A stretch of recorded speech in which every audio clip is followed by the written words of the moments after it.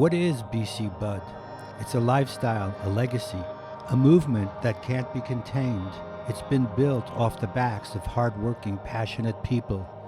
Yet there's little known about the regions within British Columbia that have brought the phrase BC Bud international fame. Cue our Spotlight series.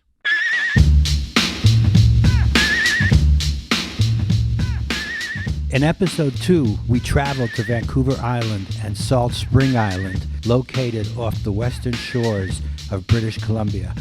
With an intense focus on activism and a rich history of generational cannabis growers, we came to understand what makes this region so unique. We first sat down with Sarah Campbell and Kirk Tusaw, who recently acquired their micro license for Great Gardener Farms, located on the east side of Vancouver Island in the Cowichan Valley. My name is Sarah Campbell.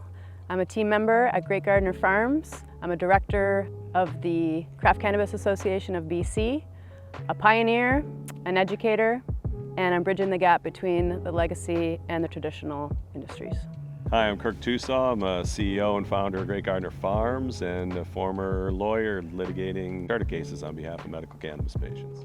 As a flower tied to the rich history of BC, cannabis flourished in the Cowichan Valley thanks to its temperate climate and geographical location. So I think what makes Vancouver Island and the Gulf Island region particularly unique is its remoteness. We're surrounded by water. Often people say that the industry here began with the draft dodgers. I really think it did begin before then, but when the draft dodgers came here during the Vietnam War, those smuggling routes that kind of lay dormant for a little while after Prohibition ended, they were reinvigorated. This region's deep history also extends into activism, where the Vancouver Island Compassion Society, or the VIX, existed for 20 years, providing cannabis to the sick.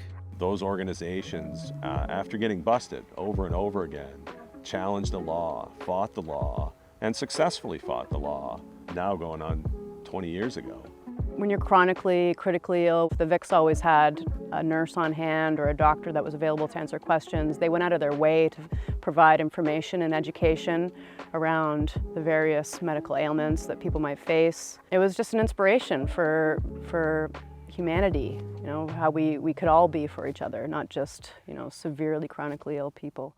We took a quick ferry ride east to a small island known as Salt Spring, home to Tyler Rumi, whose family helped start Good Buds back in 2018. Hi, I'm Tyler Rumi, and I'm the CEO here at Good Buds Company, and we're an organic producer of cannabis on Salt Spring Island. So I started my love affair with cannabis, I guess, as a teenager, and then in university I started getting involved with drug policy reform activism, and that kind of led me towards working with different compassion clubs and working in the cannabis space under the MMAR and then what became the ACMPR regime. Flash forward, 15 years, I founded Good Buds with my brother and my parents. Compared to other regions in British Columbia, Salt Spring stands out for its organic growing cultivation. We're big believers in kind of the terroir of the area here on Salt Spring.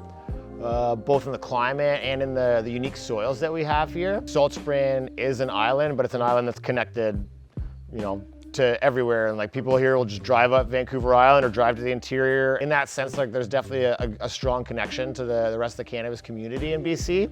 However, as the Cannabis Act passed in 2018, Salt Spring was not exempt from some of its harsh effects. There used to be 3 open and working dispensaries on Salt Spring Island, so there's a big cannabis consumption culture here too, like consumption lounges. Now none of those licenses have transferred or are operational, and so there's literally no place that you can legally buy cannabis on this island. You shouldn't have to, leave the province to get something that's available right here. That's crazy.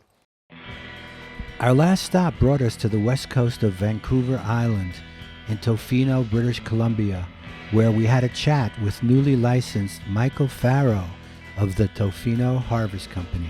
Hi, I'm Michael Farrow. I'm a partner here on Tofino Harvest Company. We're in one of our rooms. While Michael is in the middle of kickstarting his cannabis dreams, his history with Tofino goes way back.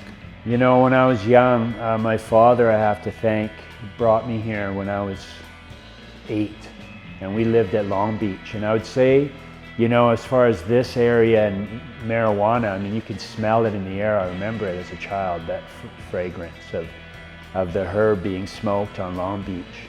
I went out east in my schooling, but I always remembered this place as a young boy, and I was working with street youth in Vancouver, and the bottom came out from under me, and I wanted to go heal, and I came here, and you know, that was 29 years ago. As one of the rainiest cities in Canada, Tofino's weather has a huge impact on cannabis cultivation. I think that the other side grows better herb than here.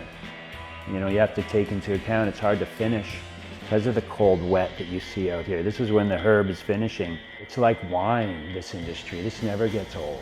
I don't think there's another job or career that I could ever hope for. This is a blessing, and I hope I do it justice. Exploring British Columbia's west coast brings new perspectives to the province's plant culture. With an emphasis on activism, cultivation, and a holistic approach to growing, Vancouver Island has a vital role to play in BC bud culture.